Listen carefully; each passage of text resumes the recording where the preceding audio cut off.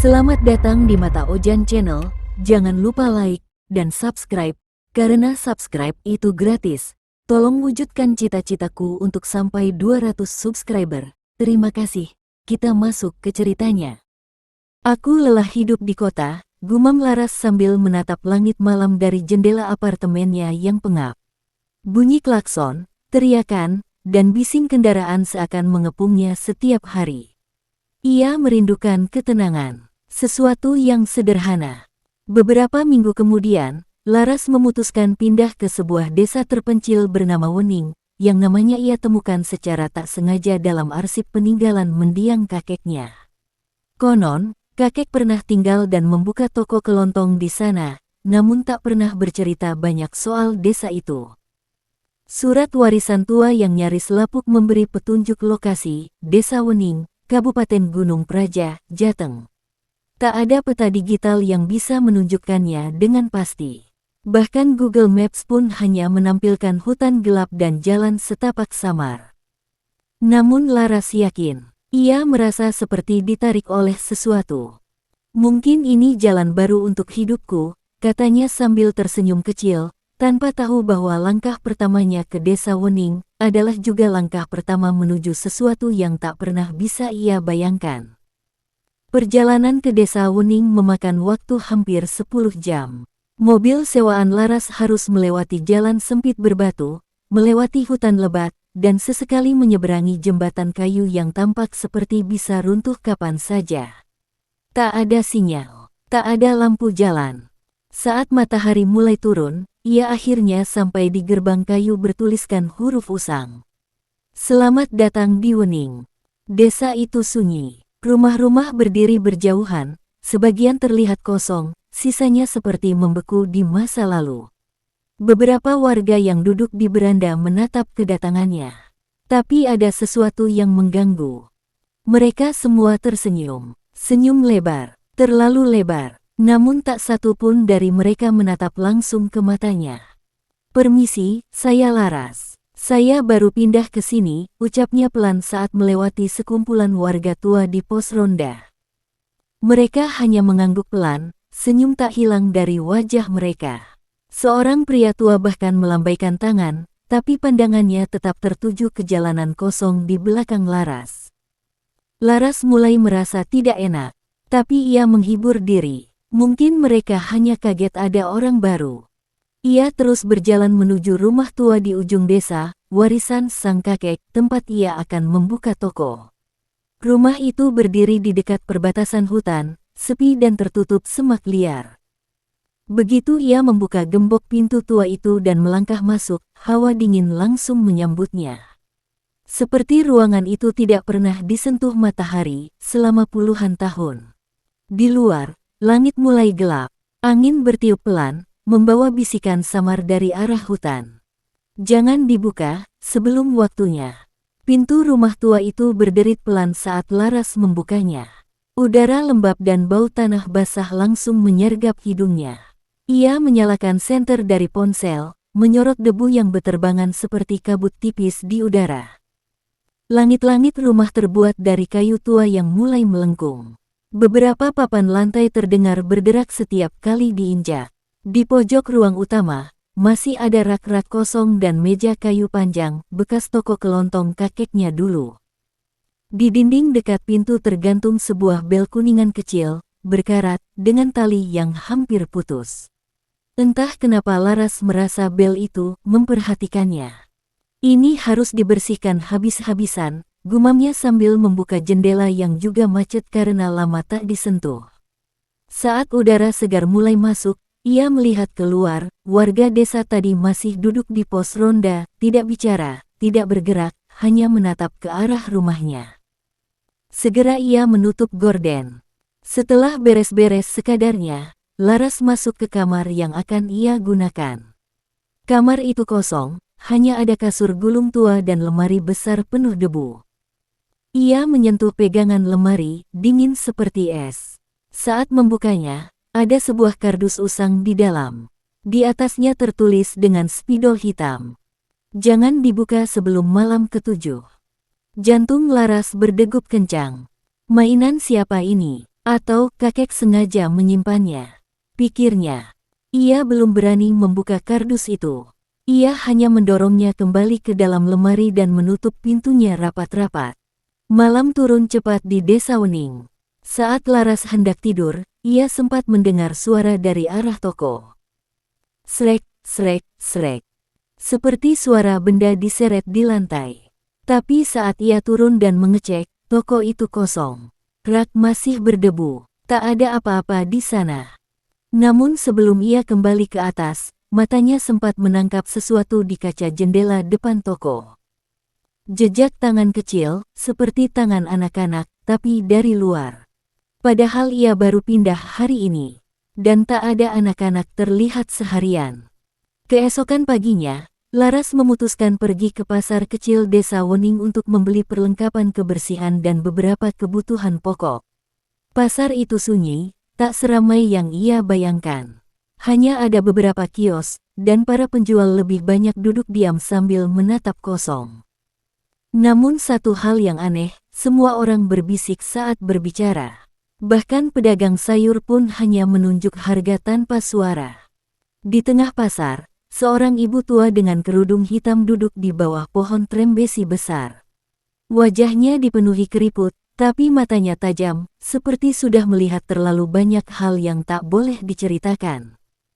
Saat Laras lewat di depannya, ibu tua itu tiba-tiba menggenggam tangannya erat, dingin dan kasar seperti kulit kayu. "Kamu yang buka toko tua itu, ya?" bisiknya. Laras mengangguk pelan. "Kamu dengar suara bel semalam?" Laras tercekat. Ia belum menceritakan itu pada siapapun. "Dengarkan, nak," lanjut sang nenek. "Kalau kamu dengar suara bel jam 2 pagi, jangan dibuka ya. Jangan turun. Jangan lihat siapapun di luar." Laras berusaha tetap tenang. "Kenapa, Bu?" Nenek itu hanya memandanginya dalam-dalam, lalu berkata, "Yang datang malam itu bukan untuk belanja. Mereka cuma mau diingat dan diberi jalan." Sebelum Laras sempat bertanya lebih jauh, ibu tua itu berdiri dan pergi begitu saja, menghilang ke balik kios-kios pasar. Hari itu, Laras pulang dengan kepala penuh tanda tanya. Ia mulai merasa kedatangannya ke desa ini bukan sekadar keputusan hidup baru, melainkan bagian dari sesuatu yang lebih tua dan lebih kelam. Dan malam itu, bel kuningan kecil di pintu toko mulai bergoyang sendiri, padahal angin tidak berembus. Pagi berikutnya, Laras memutuskan membuka toko. Ia membersihkan rak-rak, menata barang bawaan dari kota, sembako, alat mandi, jajanan, dan beberapa kebutuhan rumah tangga lainnya. Meski perasaannya masih tidak enak setelah peringatan ibu tua kemarin, ia mencoba berpikir logis. Mungkin semua itu hanya tahayul desa. Aku harus jalan terus. Pukul 9, pintu toko dibuka. Bel kuningan tua di atas pintu berdenting pelan, suara logamnya bergema samar ke seluruh ruangan. 1 jam pertama, tak ada yang datang. Namun sekitar pukul 10.30, seorang ibu dengan selendang hitam masuk. Ia tak bicara, hanya menunjuk ke arah rak paling bawah, tempat Laras menaruh beberapa bungkus garam kasar. "Ini?" tanya Laras, mencoba ramah.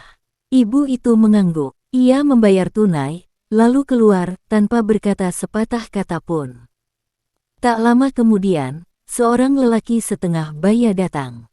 Ia juga membeli garam. Lalu datang seorang pemuda, seorang nenek, dan bahkan seorang anak kecil, semuanya hanya membeli garam, lalu pergi diam-diam. Yang aneh, setiap dari mereka mengambil garam dari rak yang sama, walau masih banyak stok di tempat lain. Laras mulai merasa janggal. Ia mencoba mencatatnya, dalam satu hari, ada 17 orang datang ke tokonya, semuanya hanya membeli satu hal, garam. Tak ada yang membeli sabun, mie instan, gula, kopi, hanya garam. Dan saat Laras mengecek rak setelah toko ditutup, ia menyadari satu hal yang membuat bulu kuduknya berdiri.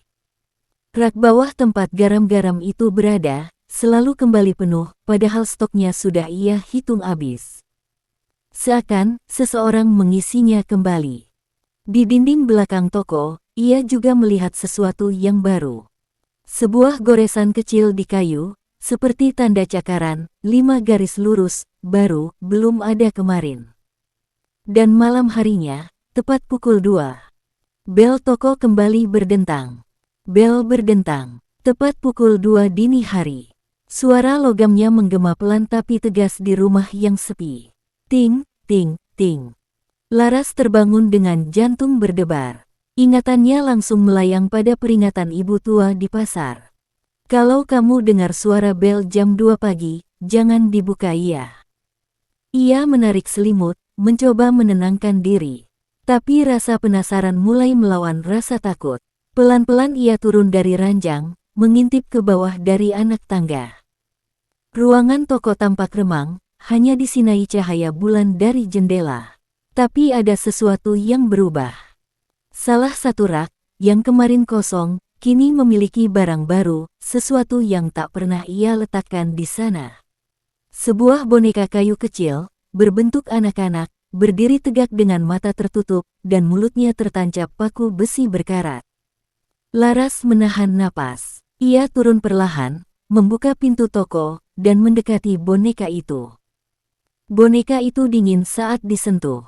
Kayunya retak di beberapa bagian, namun detail ukirannya sangat halus, seperti buatan tangan, atau lebih buruk, dibentuk dari sesuatu yang dulu hidup. Di bagian bawah boneka, tertulis dengan tinta hitam pudar. Untuk yang berbicara saat seharusnya diam. Laras langsung meletakkannya kembali. Ia mundur pelan-pelan, ingin kembali naik ke atas. Tapi saat ia menoleh ke pintu, bel toko bergerak sendiri, tanpa angin, tanpa orang. Ting, ting. Dan di luar jendela, samar-samar, ada bayangan seseorang berdiri membeku, menatap ke dalam, tanpa mata, tanpa wajah. Hanya bentuk hitam kabur, seperti asap yang lupa menghilang. Malam berikutnya, Laras duduk gelisah di kamar. Boneka kayu yang kemarin ia temukan kini sudah disimpan di dalam kotak dan dikunci rapat di lemari belakang. Namun rasa tak nyaman masih menggantung di udara seperti kabut tebal. Ia memandangi jam dinding. Pukul 1.56. 4 menit lagi. Angin malam berdesir lembut dari jendela yang terbuka sedikit. Hutan di belakang rumah tampak seperti dinding hitam tak berujung. Ular jangkrik bersahutan, lalu senyap. Pukul 1.59. Laras menahan napas. Pukul 2. Bel toko berdentang. Ting, ting, ting. 3 kali, pelan, lambat, seperti ada seseorang yang sangat sabar menunggu. Laras tak bergerak dari tempat duduk. Ia hanya menatap ke arah tangga, ke bawah sana tempat bel itu berada. Lalu suara lain muncul. Srek, srek, seperti sesuatu diseret di lantai kayu. Ia menggenggam ponsel. Tak ada sinyal. Tak bisa menelepon siapapun. Tiba-tiba, bunyi langkah. Pelan, satu persatu, di lantai bawah. Laras tahu semua pintu sudah ia kunci. Semua jendela sudah tertutup, tapi suara langkah itu terus bergerak dari toko menuju tangga. Ia buru-buru mematikan lampu kamarnya dan masuk ke balik lemari. Langkah-langkah itu berhenti. Tepat di depan kamarnya. Tok, tok, tok. Seseorang mengetuk pintu kamarnya 3 kali. Laras menahan napas. Sunyi, tak ada suara. Hanya detak jantungnya sendiri yang menggema di telinga. Lalu, ting. Bel berdentang sekali lagi. Kali ini pelan, dan dari jarak dekat. Bel itu tidak seharusnya bisa berpindah tempat. Tapi sekarang, ia berbunyi dari dalam rumah. Dan dari balik lemari, Laras melihatnya. Bayangan hitam berdiri di sudut ruangan. Diam, tanpa suara. Matanya, 2 titik merah samar, menatap ke arah lemari tempat Laras bersembunyi. Pagi harinya, Laras terbangun di lantai kamarnya. Ia tak ingat kapan tertidur. Jendela terbuka lebar, dan tirai berkibar pelan. Udara dingin menyelinap masuk, membawa bau tanah basah yang aneh. Ia turun ke toko dengan kaki gemetar. Semua tampak normal. Tak ada tanda-tanda kehadiran apapun malam tadi, kecuali satu hal, boneka kayu yang ia kunci di lemari, kini sudah kembali berdiri di atas rak di tempat semula. Dan mulutnya tak lagi dipaku. Ketika Laras berbalik, ia melihat laci meja kasir yang sedikit terbuka. Padahal semalam ia yakin semua terkunci rapat. Di dalamnya, tersembunyi sebuah buku catatan lusuh berwarna merah gelap, kulitnya mulai terkelupas, bertuliskan nama Sutarjo 1973. Itu nama kakeknya.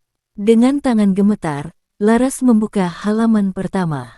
Tulisan tangan kakeknya rapi, penuh catatan tanggal dan nama barang, seolah mencatat transaksi toko seperti biasa. Tapi setelah halaman ke-10, isinya mulai berubah. Tertulis di sana, hari ke-13 pelanggan malam datang lagi. Mereka tetap tak bicara, hanya menunjuk ke rak bawah. Garam, selalu garam. Aku tak berani tanya. Hari ke-18 aku mengunci toko lebih awal. Tapi bel tetap berdentang jam 2. Mereka tahu. Hari ke-25, aku mencoba menutup toko selama 3 hari. Desa ini mulai bergetar. Orang-orang tak sadar, tapi aku tahu. Mereka mulai bermimpi buruk. Teriakan dari hutan semakin sering. Hari ke-30, satu-satunya cara menjaga desa ini tetap hidup adalah menjaga toko tetap buka. Halaman terakhir berisi peringatan. Toko ini adalah penahan. Tempat mereka dikurung, ditahan oleh kebiasaan, oleh transaksi. Jika toko ini tutup, mereka akan bebas. Dan desa akan bangkit, bukan sebagai tempat hidup, tapi tempat yang memakan hidup.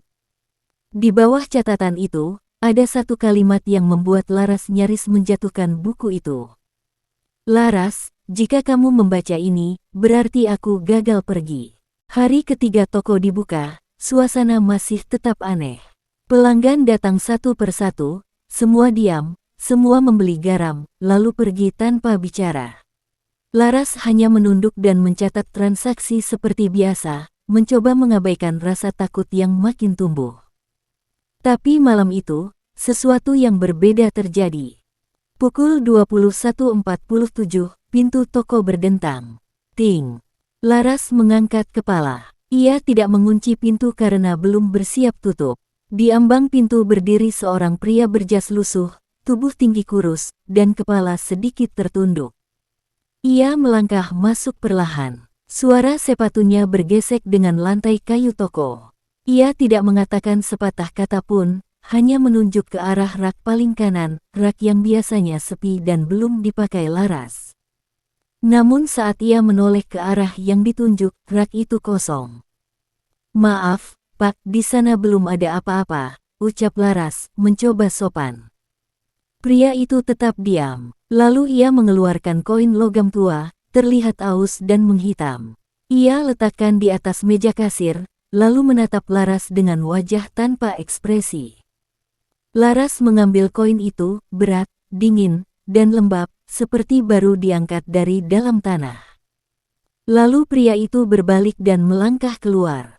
Tanpa suara, tanpa menutup pintu. Tapi yang membuat Laras nyaris pingsan adalah ini. Saat pria itu melangkah keluar toko, ia melintas di depan cermin besar di pojok dekat pintu. Cermin itu, warisan dari kakeknya, selalu dibiarkan di sana. Namun, tak ada pantulan, sama sekali. Di cermin itu, toko terlihat kosong. Rak-rak terlihat seperti biasa, meja kasir pun terlihat tapi tidak ada sosok pria itu. Laras membeku. Ia menoleh keluar. Pria itu telah hilang, seolah menembus kabut tipis yang mulai menyelimuti jalan desa. Dan ketika ia kembali melihat meja kasir, koin itu sudah meleleh, meninggalkan noda kehitaman seperti darah beku di atas kayu. Malam berikutnya, Laras memutuskan tidak tidur. Ia duduk di belakang meja kasir, berbekal senter, termoskopi, dan buku catatan kakek yang kini tak pernah lepas dari pelukannya. Di luar, desa tampak sepi seperti biasa, terlalu sepi, hingga suara detak jam di dinding terdengar seperti palu. Pukul 1.50, Laras menyetel alarm di ponsel, siap menghadapi bel yang berdentang jam 2. Tapi sebelum alarm berbunyi, sesuatu terjadi lebih dulu. Brak, sesuatu jatuh dari rak paling ujung. Laras berdiri kaget, menyorot dengan senter. Sebuah kaleng kosong, padahal ia yakin semua rak sudah rapi. Ia mendekat perlahan, tapi belum sempat memeriksa, suara itu datang. Srek, srek, srek. Bukan dari luar. Dari dalam toko. Dari arah belakang. Dengan langkah perlahan, ia bergerak menuju gudang kecil tempat penyimpanan barang. Pintu gudang terbuka sedikit. Ia menyentuhnya. Kriiiek. Terdengar derit pelan saat pintu dibuka sepenuhnya. Dan di dalam gudang, di bawah cahaya senter, ia melihat seseorang berdiri membelakangi, mengenakan pakaian putih yang lusuh, rambut panjang menjuntai menutupi wajah. Tubuh itu tak bergerak, tapi Laras tahu, ia tidak sendiri. Siapa kamu? Tanya Laras, suara nyaris tak terdengar. Tak ada jawaban, tapi tubuh itu mulai bergetar halus, seperti sedang tertawa tanpa suara. Tiba-tiba, bel toko berdentang keras. Ting, ting, ting. Bersamaan dengan itu, semua rak di toko roboh bersamaan. Barang-barang jatuh ke lantai, bergema seperti gempa kecil. Laras berlari keluar gudang, tapi saat menoleh kembali, sosok putih itu sudah tak ada. Dan di lantai gudang, tertinggal bekas kaki berwarna hitam berjalan menuju rak garam. Dan menghilang di bawahnya. Pagi datang tanpa matahari. Langit gelap, mendung menekan seluruh desa. Hawa dingin merayap meski jam sudah menunjukkan pukul 9. Laras masih duduk di lantai toko, dikelilingi barang-barang yang berserakan dari semalam. Rak-rak tumbang. Kaleng dan bungkus mie berserakan seperti abis dilanda badai. Tapi yang paling membuatnya menggigil adalah rak garam, satu-satunya yang tetap berdiri utuh. Ia tak tahu harus mulai dari mana. Tapi saat hendak berdiri, matanya tertumbuk pada selembar kertas yang entah sejak kapan sudah ada di atas meja kasir. Kertas itu berwarna kuning tua, ujung-ujungnya hangus seperti bekas terbakar. Tulisan di tengahnya ditoreh dengan tinta merah tua, atau darah, dengan huruf yang tidak rapi. Toko ini bukan milikmu, Laras. Kamu hanya penjaga. Selama kamu melayani, mereka tertidur. Jika kamu menolak, mereka akan bangun. Dan desa akan kembali menjadi milik mereka. Tak ada pengirim, tak ada nama. Tapi di bawah tulisan itu, ada sidik jari kecil. Seperti milik anak-anak. Laras terdiam. Semua ini makin tak masuk akal. Tapi ia tak bisa pergi. Tidak ada sinyal. Tidak ada kendaraan umum. Tak ada warga yang bisa ia ajak bicara, karena semua menjauh sejak malam pertama toko dibuka. Saat ia melangkah keluar rumah, udara terasa lebih berat. Desa Wening seperti berubah bentuk, lebih sunyi dari biasanya, seperti menahan napas. Laras memandangi jalan tanah di depan rumah. Dan di sana, berjejer rapi, 17 gundukan kecil dengan tanda silang dari bambu. Ukurannya terlalu kecil untuk makam manusia dewasa. Masing-masing bertuliskan nama, tapi nama-nama itu cocok dengan pelanggan yang datang di hari pertama. Mereka semua sudah lama mati. Malam turun perlahan, membawa kabut tipis yang merayap masuk ke sela-sela jendela rumah Laras. Ia tak membuka toko malam ini, rak masih porak-poranda, dan pikirannya masih berantakan setelah membaca surat misterius itu. Namun seperti sudah menjadi kutukan, bel toko kembali berdentang tepat pukul 2. Ting, ting. Laras duduk membatu di atas kasur, menahan napas. Tapi kemudian, sesuatu yang baru terjadi. Tok, tok, tok. Suara ketukan pelan di pintu depan rumah, bukan di pintu toko. 3 ketukan ringan. Dengan jantung berdebar, Laras turun perlahan. Ia mendekati pintu, tak langsung membukanya. Dari celah gorden, ia mengintip. Dan di sana, seorang anak kecil berdiri. Sekitar usia 5 tahun, mengenakan baju tidur lusuh, tanpa alas kaki. Wajahnya pucat, matanya besar menatap langsung ke arah pintu. Laras membuka pintu setengah, cukup untuk bicara. Nak, kamu siapa? Malam-malam begini kok sendirian? Anak itu diam sesaat, lalu berkata dengan suara kecil yang gemetar. Aku cari ibu, katanya dia di toko ini, di rak paling bawah. Laras merinding. Rak paling bawah, rak garam. Siapa namamu? Tanya Laras pelan. Anak itu menunduk, lalu menjawab. Namaku Naya, tapi orang-orang di sini panggil aku, bayangan kecil. Seketika udara di sekitar mereka menjadi lebih dingin. Daun-daun pohon tidak bergerak, tapi bayangan Naya di tanah bergerak sendiri, menggeleng pelan, padahal tubuhnya tidak. Laras menahan napas. Anak itu menatapnya lagi. Ibu bilang, kalau toko ini tutup, aku nggak bisa tidur lagi. Kemudian anak itu berbalik dan berlari menembus pagar kawat, bukan memanjat atau membuka pintu, tapi benar-benar menembusnya seperti asap. Laras berdiri membeku. Dan saat ia menutup pintu, sebuah suara berbisik pelan di belakang telinganya. Kamu harus buka rak bawahnya, malam ini. Setelah kepergian anak kecil yang menembus pagar itu, Laras tak bisa tidur. Kata-katanya terus terngiang di kepala. Ibu bilang, kalau toko ini tutup, aku nggak bisa tidur lagi. Dan yang lebih menakutkan, bisikan terakhir yang memaksa Laras untuk membuka rak bawah tempat garam disimpan. Pagi harinya, dengan tangan gemetar, Laras mulai membongkar rak itu. Ia mengangkat semua bungkus garam. Anehnya, jumlahnya tidak pernah berkurang. Semalam ia hitung 34 bungkus. Sekarang, tetap 34. Setelah rak benar-benar kosong, ia mulai mengetuk-ngetuk bagian lantai di bawahnya. Ada satu titik yang berbeda, suaranya hampa. Ia mencungkil papan itu dengan obeng. Setelah cukup dalam, papan itu terbuka, memperlihatkan penutup kayu kecil, seperti penutup sumur, dengan ukiran simbol aneh, mirip lingkaran yang dikelilingi tanda silang dan garis patah. Di tengah-tengah tutup itu, ada lubang kecil seperti tempat kunci. Laras mengambil napas panjang, lalu mencoba menarik tutup itu. Berat, seperti ada yang menahannya dari bawah. KRIIK. Dengan satu tarikan kuat, penutup itu terbuka. Bau busuk menyergap, bau tanah basah, darah, dan besi berkarat bercampur menjadi satu. Di bawahnya, tampak tangga batu yang menurun ke dalam tanah. Gelap, sempit, dan dingin. Dinding-dindingnya dipenuhi goresan-goresan yang terlihat seperti kep tangan, kecil, ratusan. Laras menyorotkan senter ke bawah. Di dasar tangga, samar-samar tampak sebuah ruang kecil. Di tengahnya berdiri sesuatu, tak jelas dari atas, tapi bentuknya seperti manusia, namun kepalanya terbalik.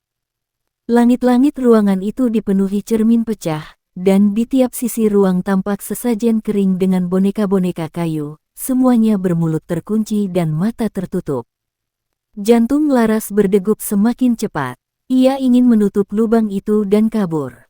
Tapi sebelum bisa bergerak, suara tawa anak kecil menggema dari dalam ruang bawah tanah. Ibu, aku di sini, buka mata aku, Bu. Laras segera menutup lubang itu, menarik rak kembali, dan duduk terengah-engah di lantai. Hari itu, matahari tak pernah benar-benar muncul di desa Wening. Malam berikutnya Laras menyerah pada rasa penasaran, atau mungkin sudah kehilangan akal sehat. Sejak membuka rak bawah dan mencium bau busuk dari dalam lubang itu, suara-suara aneh tak berhenti terdengar di rumah. Bisikan anak kecil, suara tertawa, kadang suara bel berdentang tanpa henti, sampai ia menutup telinga dan menangis di pojok kamar. Pukul 1.30, Laras menyalakan senter, mengenakan jaket, lalu membuka kembali pintu lantai di bawah rak garam. Tangga batu itu terasa lebih dingin daripada semalam. Udara di bawah seperti menyedot napasnya setiap kali ia melangkah. Setiap anak tangga memiliki ukiran, semacam simbol atau mungkin angka dalam bahasa yang tidak ia kenali. Tangannya gemetar saat menyentuh dinding, teksturnya basah, lembek, dan bergerak.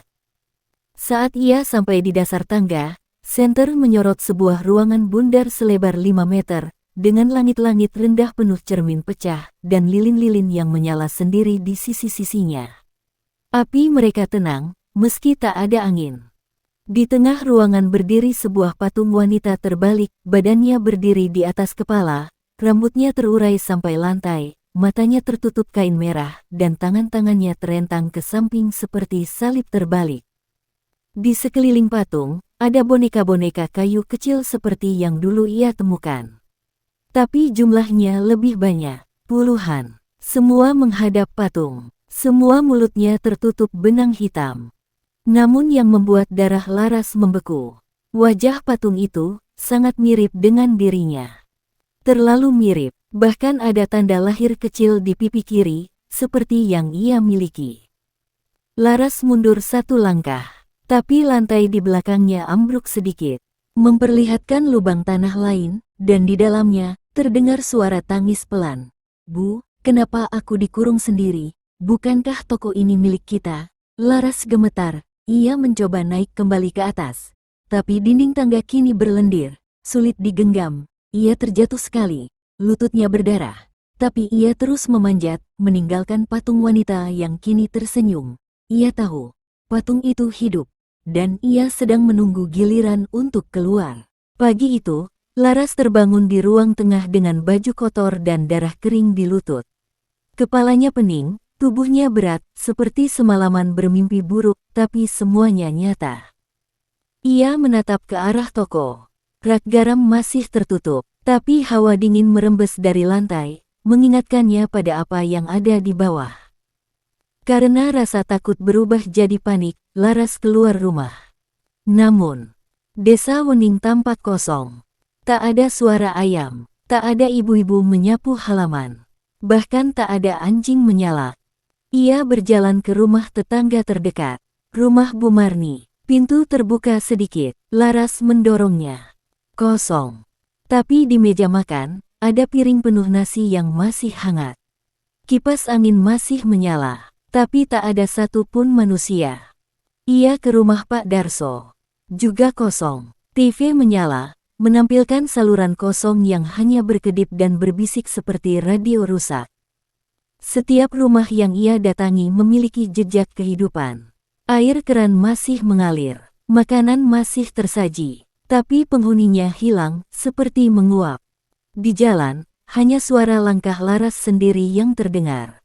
Namun, setiap kali ia berhenti melangkah, ia mendengar satu langkah tambahan di belakang.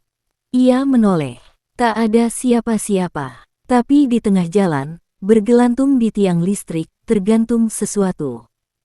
Sebuah lonceng toko, tergantung sendirian, dan berbunyi setiap kali Laras menatapnya.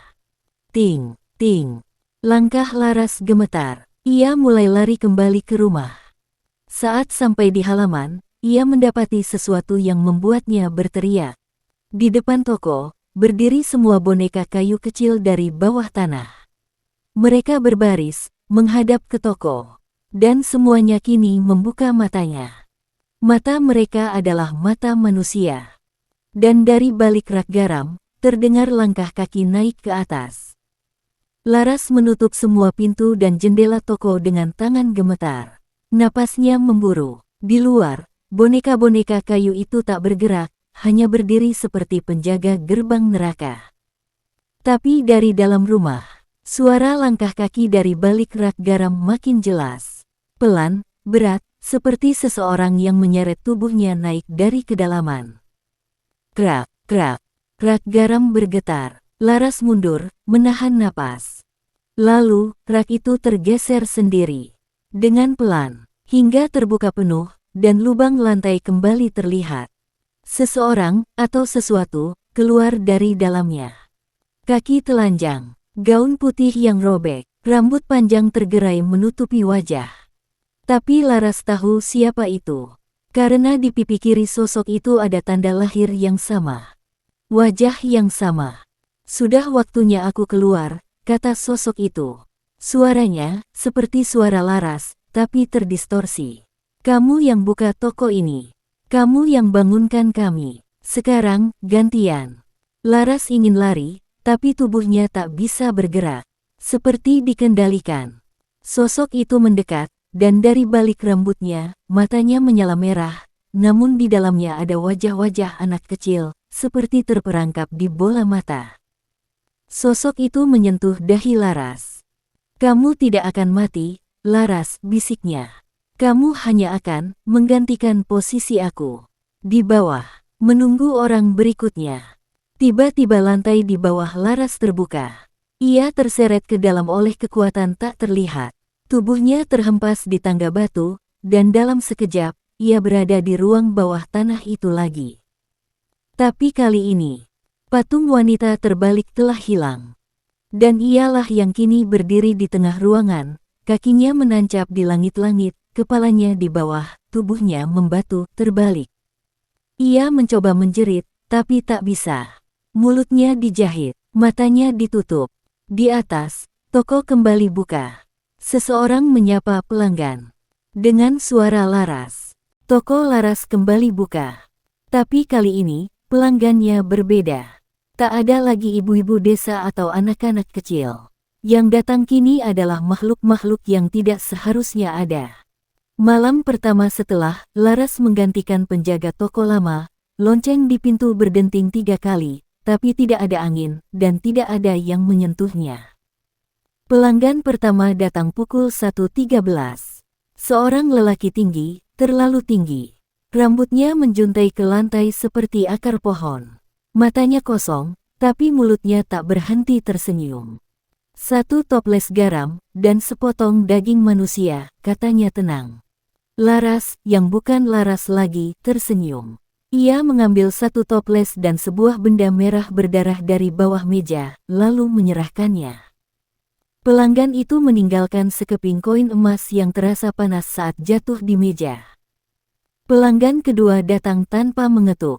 Tubuhnya setengah ular, setengah wanita. Ia menjulurkan lidah bercabang, menjilat udara, lalu menunjuk sebuah rak. "Aku ingin memori seorang anak yang ditinggal ibunya." Laras mengambil stoples kecil berisi kabut ungu, lalu meletakkannya di tangan pelanggan. Rak-rak di toko mulai berubah. Tak lagi hanya menjual kebutuhan desa. Kini berisi hal-hal tak kasat mata. Toples mimpi buruk, kain kafan yang menangis sendiri, botol berisi suara teriakan terakhir, garam hitam yang hanya bisa dilihat saat tidur. Lonceng toko berdentang semakin sering. Pelanggan semakin banyak, tapi tidak ada yang datang di siang hari. Dan tidak ada yang keluar setelah masuk, selain suara tawa pelan dari dalam toko. Di balik rak bawah, di ruang bawah tanah, Laras asli masih terjebak dalam posisi terbalik. Tubuhnya kaku, tapi jiwanya masih hidup. Ia mendengar semuanya. Ia tahu, suatu saat seseorang akan membuka toko ini lagi, seperti dia dulu. Dan ia akan digantikan. Pagi itu, seorang pemuda dari kota datang ke desa Wening. Namanya Raka, 25 tahun. Baru resign dari pekerjaannya di Jakarta dan ingin hidup tenang di desa. Ia tak tahu soal reputasi Wening. Ia hanya tertarik karena ada rumah murah yang dijual cepat, lengkap dengan sebuah toko kecil yang katanya dulunya ramai. Penduduk desa yang tersisa, hanya sedikit yang mau bicara, terlihat enggan menjawab pertanyaan Raka tentang pemilik toko sebelumnya. "Gak tahu kemana perginya," ujar satu-satunya warga yang berani bicara. "Kamu yakin mau tinggal di situ?" Raka hanya tertawa. "Saya pengen buka usaha kecil-kecilan. Biar hidup damai. Lagi pula, tempat ini kan namanya Wening. Artinya tenang, kan?" Malam pertama, ia bermimpi. Ia melihat toko itu menyala terang dalam kegelapan. Di dalamnya, rak-rak bergerak sendiri, dan di ujung lorong, seseorang berdiri. Senyumnya terlalu lebar, rambutnya panjang. Dan di belakangnya, ada puluhan sosok yang menggantung terbalik, matanya menangis darah. Saat Raka bangun, lonceng toko berdenting sendiri.